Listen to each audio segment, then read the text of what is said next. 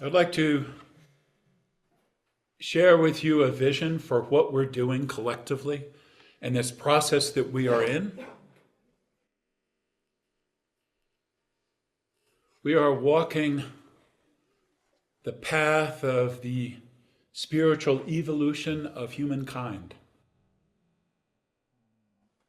Of course, humankind is walking that path, but we are doing so very consciously and deliberately, offering a focus of leadership for that as we do our work and allow for that experience to be full in ourselves. I'd like to speak somewhat about what that path looks like, what the path is. Of course, it unfolds every day. It has its own shape and color and in our lives. This morning, I'd like to invite you to step back just a bit, to take a look at all that and what is unfolding, and offer a way of understanding what it is. I'd like to wax philosophical, if I could. The word philosophy has a bit of a bad rap, but the root of the word is love of knowledge. Sophia, philosophy. Philo, love of knowledge. And what is knowledge?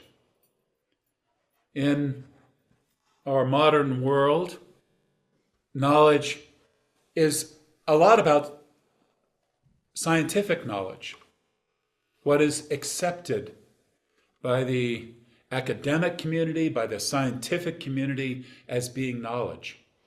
In all that, the first-hand knowledge, the first-hand experience of a human being is discounted in all kinds of ways. That's anecdotal. It's a heck of a thing to have an educational system that discounts the first-hand knowing of the children and later teenagers and then adults of the people in the system.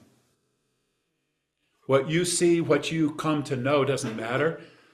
What's in the book, what somebody studied, double-blind study, or whatever it is, that matters. Well, I'm not saying that it doesn't matter. I'm just saying we should not discount what we see and know for ourselves. And that is the very essence of what philosophy is. It's what we know, what we see, what we understand. It helps to understand the path we are on. It helps us walk it. Sometimes if we don't see the path, we don't see where we're going, know where we're going, we can wander around quite a bit in the woods. I think it helps to see clearly what it is. So I want to start with what Uranda, who founded Sunrise Ranch and founded the practice of attunement, called the work that he did, the education that he brought. He called it the Third Sacred School. We use that name to name 18 volumes of transcripts and talks and writings that are about that work. But the work itself isn't just books. The Third Sacred School has to do with what he referred to as the spiritual expression plane. The spiritual expression plane. What would that be? What he said was that there are spiritual practices, and historically have been, that deal with the physical world in which we live and our physical experience. There's something to learn at that level. And then there's another phase that relates to the mental level of things. It relates to what we see and know with the mind, with the principles of creative living. And then the spiritual expression plane approach acknowledges that there's a spiritual dimension to our human experience. Wonder of wonders. We are not just a physical body, not just a mind, but we have this tremendous capacity to bring something spiritual into the world, into our everyday life, to other people.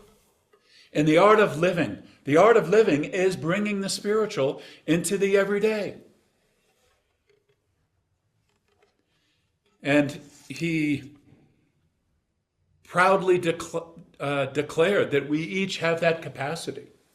And he taught what it means to allow the spiritual to find expression and to adopt the everyday mindfulness practice, moment by moment, of using that moment to express the spiritual to other people in the circumstance you're in. When people are looking and when they're not looking.